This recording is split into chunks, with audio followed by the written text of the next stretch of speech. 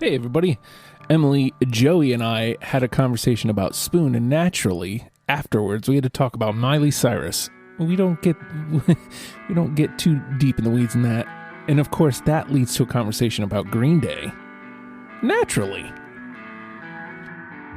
Well, I mean, I don't think you're making that crazy of a jump at all, because what I heard you say was she wasn't her yet, and then she finally is her, and now she's her aging into what could be even cooler potentially. I'm interested to see where Miley's career goes. But as far as Spoon goes, it's the same thing. Like it wasn't Spoon yet, in my opinion. Those early albums, not even that they were bad at all, not even that I wouldn't listen to them, but just, you know, we're talking about making a starter pack here. That's, you know, the name of the game is deprogrammed. So that's what they say.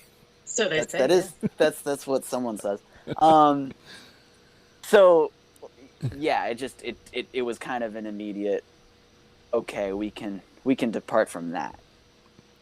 And I'm glad we did, because I hate to see.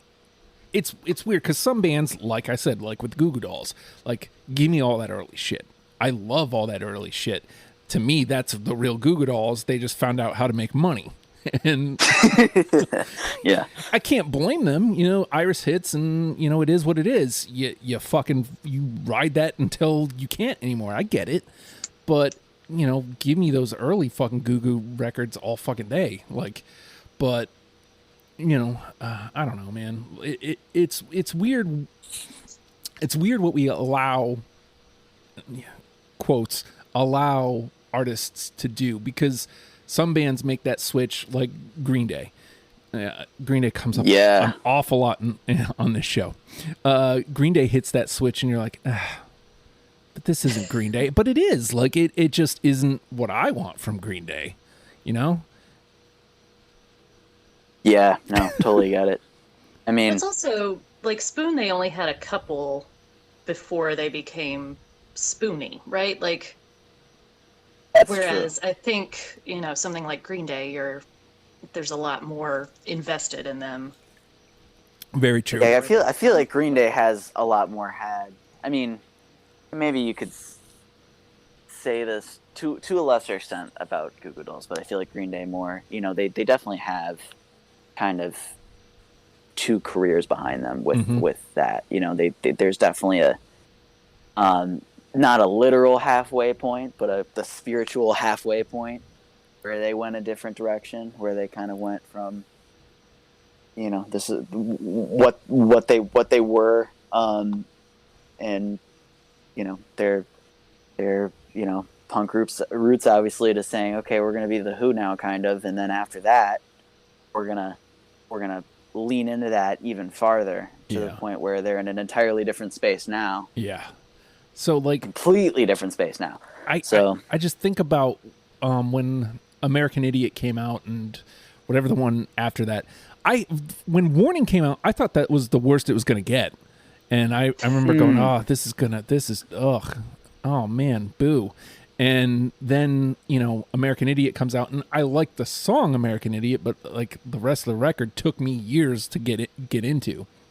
And then even further, 21st Century Heartache, or whatever the fuck it's called. I mean, again, now I enjoy it. Might as well be called Heartache. Yeah. And now I enjoy it, but like, because I can enjoy it for what it is.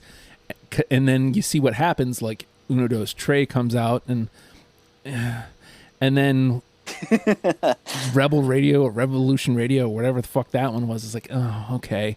And then they go even further with whatever the most recent one was. Don't even say it. I know.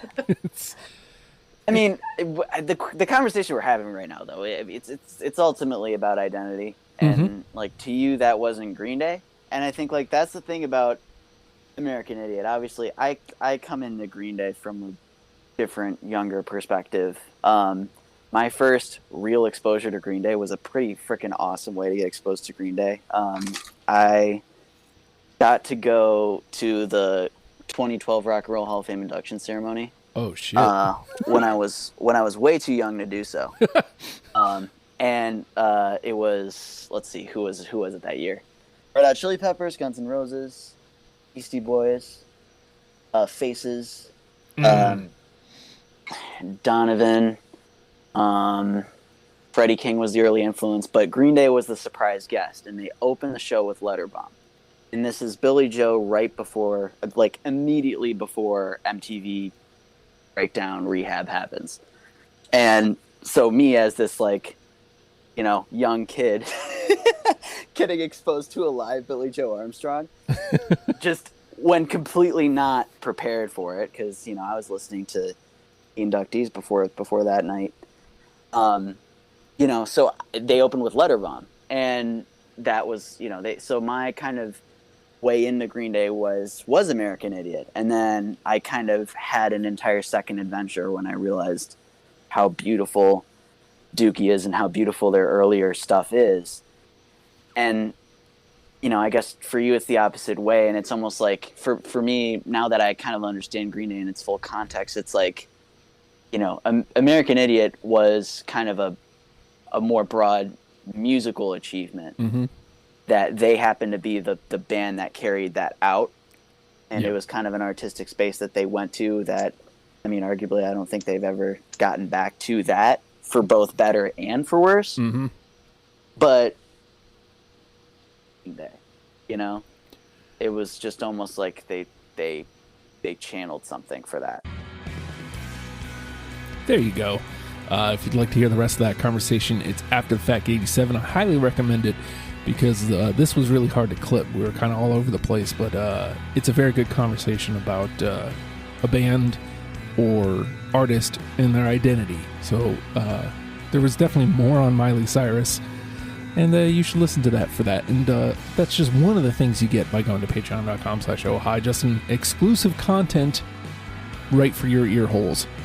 Yeah. And also, if you'd like to hear a conversation on Spoon, it's literally the next episode on the feed, so just go forward one up.